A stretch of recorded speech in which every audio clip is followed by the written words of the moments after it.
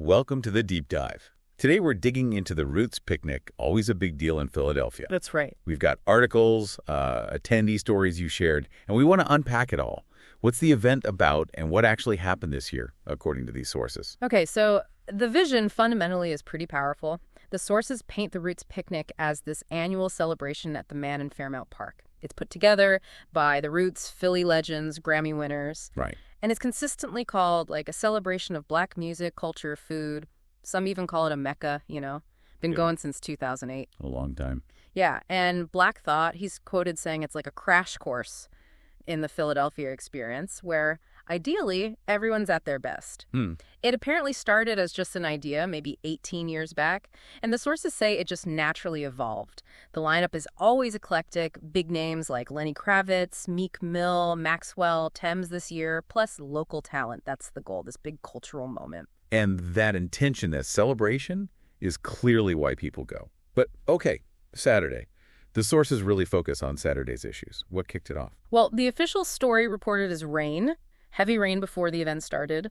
It apparently caused mud, some flooding, made the grounds unsafe, so they had to delay opening the gates by 3 hours. Questlove even mentioned they nearly canceled the whole day. Wow. But decided to push through after doing repairs on site, spending extra time on it. Okay, so a 3-hour delay. What did that actually mean for people showing up? Chaos, basically, according to the attendee accounts. The immediate thing was these massive lines, just hours and hours of waiting outside the venue. How long are we talking? The sources are full of it. One person, a therapist from South Jersey, said she got there for the original 2 p.m. opening. Didn't get inside until 7:01 p.m. Over 5 hours, yeah. Just stuck in these huge crowds, funneling towards, limited security points. Reports mentioned it got disorganized, people arriving later, maybe cutting in. Just a tough situation. Waiting 5 hours in a crowd sounds bad enough. What else were people dealing with out there based on the reports? Well, this is where it gets into basic needs, right? Attendees talked about a real lack of bathrooms, no water stations easily accessible while they waited. For hours. For hours. And you couldn't bring chairs in, but there was nowhere to sit. An elementary school teacher from Maryland mentioned it was hard to navigate, too, saying one gate didn't seem wide enough for wheelchairs easily. Little things that add up when you're stuck. And did things feel safe in those lines? The sources mentioned some concerns. They did, and that's a really serious point. Several accounts mentioned people fainting, collapsing in the line, just overcome by the waiting conditions, I guess. Oh, man. The Philadelphia Fire Department confirmed they treated at least 57 people over the weekend, and they specifically noted the huge crowds, especially outside, made it hard for paramedics to even reach people who needed help. So just getting help to people was difficult. It seems like it. And people's descriptions of the organization outside, pretty scathing in the sources. Absolute disaster, no organization, most amateur and unprofessional. That kind of language. Yikes. One really striking detail someone reported, the VIP line, supposed to be faster, right? Yeah. Was apparently 3 times longer than general admission at one point. That tells you something about the logistics. Wow. Okay, so getting in was a major ordeal for many. Then what about once things were supposedly running? Communication sounds like another issue. Yeah, communication definitely gets called out. The festival was reportedly slow to update everyone on schedule changes after that rain delay. Understandable maybe, but frustrating. Right, but then, crucially, reports say they posted the wrong updated schedule, which just added more confusion about who was playing when. People were trying to figure out if they'd missed artists. Oof. Okay, and then the big one, refunds. What did the organizers say? So Axios reported the organizers were clear.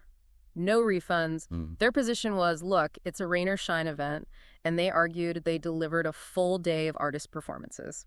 But people who waited 5 hours might disagree they got a full day. Exactly. And that's the clash you see in the sources. While the festival said no refunds, attendees were quoted saying things like, I will be getting a refund, planning to dispute charges with credit card companies. So they were fighting it. Totally. And there were even claims mentioned in the articles from social media that some people did get refunds right there at the event, though the festival didn't comment on that specific point to Axios. Interesting. It's definitely a disconnect. And the festival's Instagram apology about the lines, they reportedly disabled the comments on that post, which, attendees notice. Right, that sends its own message. So pulling it all together from these sources, you've got this real tension, don't you? Absolutely. It's the core conflict here. On one side, the massive cultural weight and artistic importance of the Roots picnic. This thing people love, this celebration. But on the other side, you have these significant widespread reports of logistical failures, safety worries, and just a really difficult experience for many attendees, particularly on Saturday. So the experience didn't match the vision for a lot of people. It seems that way for many quoted. The sources do mention the performances themselves. Maxwell, Thames were top-notch once you got inside. People enjoyed the music. If they made it in time. Right. But for attendees like that therapist who waited hours or the teacher, the experience was framed by missing artists or just enduring a lot of hardship to see them late.